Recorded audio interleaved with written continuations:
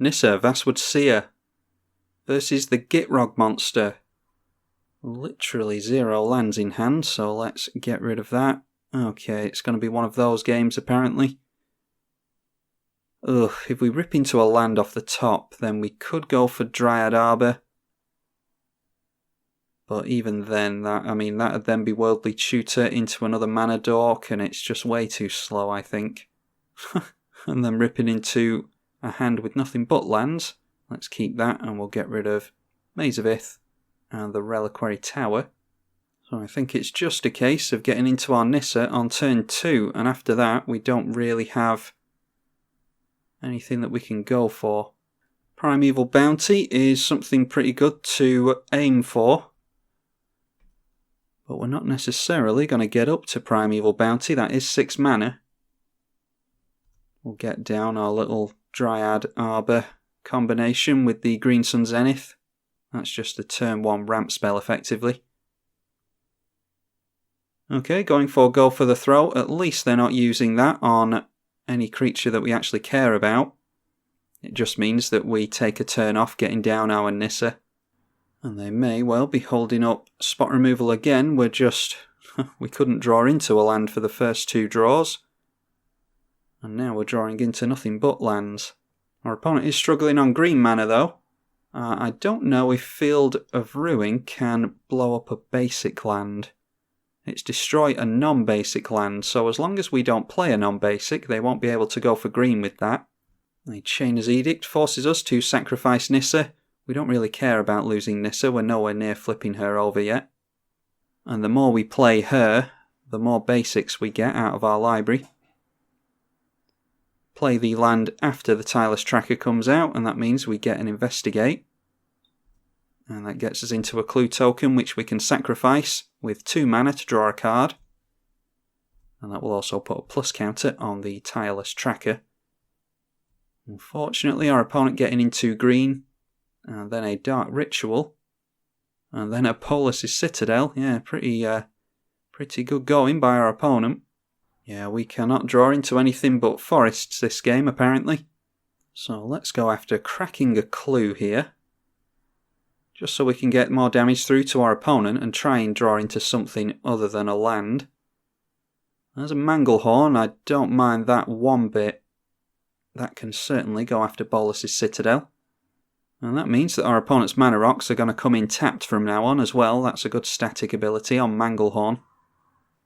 And Nissa Vastwood Seer of our opponent's own, so that will definitely fix their mana for the rest of the game.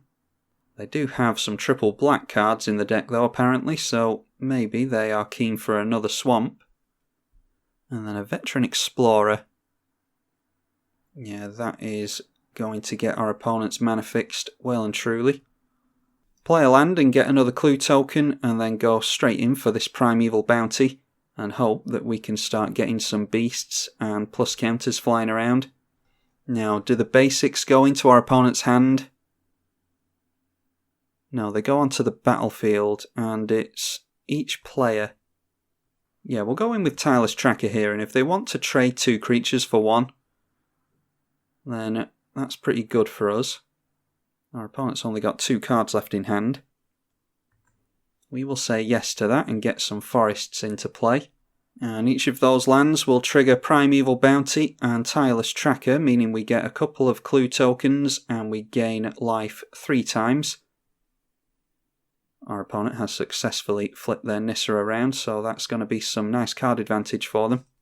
A Guardy Offshoot, Landfall, gain a life, and that's a 0/3 Defender. And then out comes the Gitrog Monster. Casualties of War has ended up in our opponent's hand.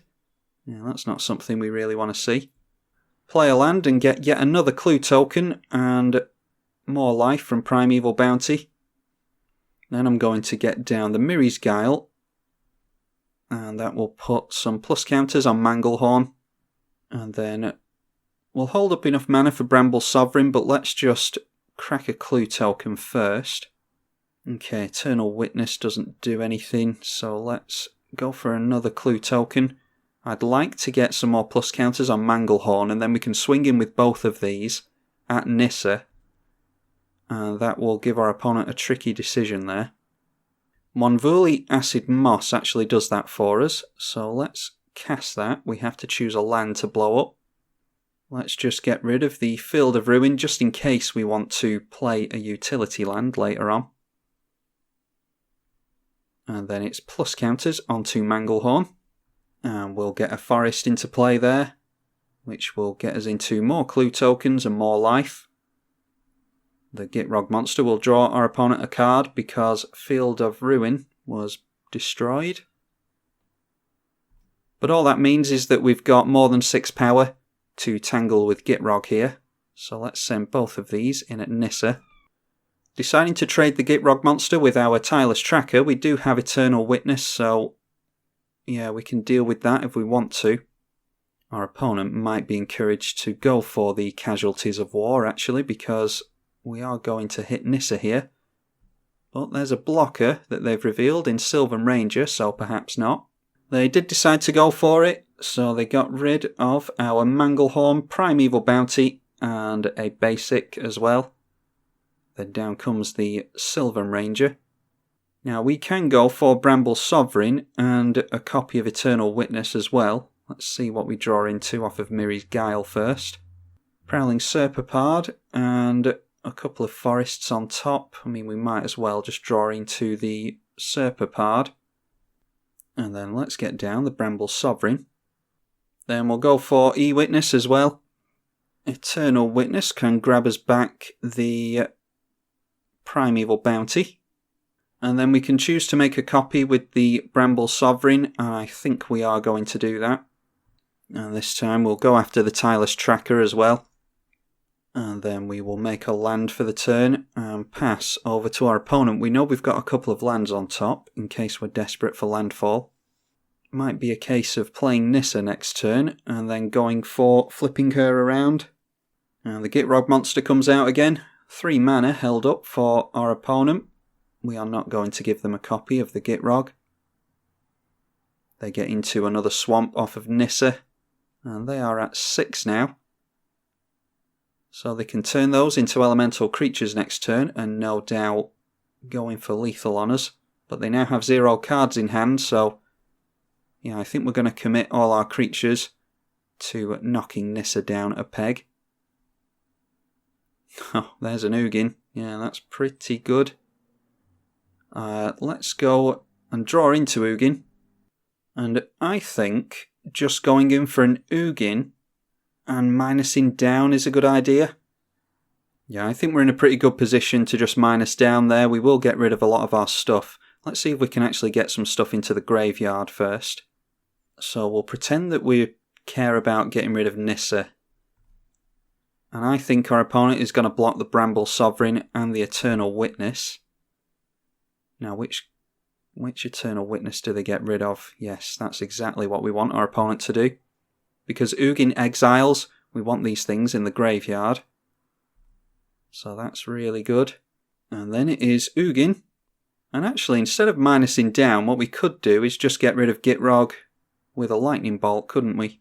Yeah, let's do that instead. We don't lose our Miri's Guile or our copy of Eternal Witness that way either. Our opponent is now in top deck mode. And they've ripped into a big spell by the looks of it. Oh no, it's just the Gitrog Monster coming back out. And then Nissa going for card advantage again. They get into a Courser of Kruphix, so that is another blocker for them. So we might have to go for the minus after all. But it's a Spring Bloom Druid that they drew into. So they're going to kill off a couple of lands here. So they're going to kill off a land here, which will draw them a card with Gitrog. Yeah, I think we might have to go for the minus after all. Oh, and then a Lake of the Dead with a lot of swamps in play. They can get 4 black mana with that. And kill off lands to give them card draw. Yeah, minusing Ugin doesn't seem like the worst idea now. Hero's downfall, so we missed our chance to get rid of the Nissa when we had the chance. Let's crack a clue token in response. And we get into that forest. That just means that we see another card on top. Oracle of Muldiah and Lifecrafter's Bestiary. Yeah, let's go Lifecrafter's, Forest and Oracle. And then we can play Oracle and a land off the top. No, and actually should have gone for Primeval Bounty first there because we missed out on a beast token.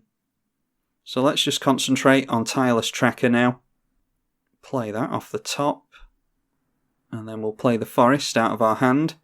And we'll get our Nissa back out. Because apparently the aim of this game is to go wide on our opponent. We'll shuffle the Lifecrafter's Bestiary away.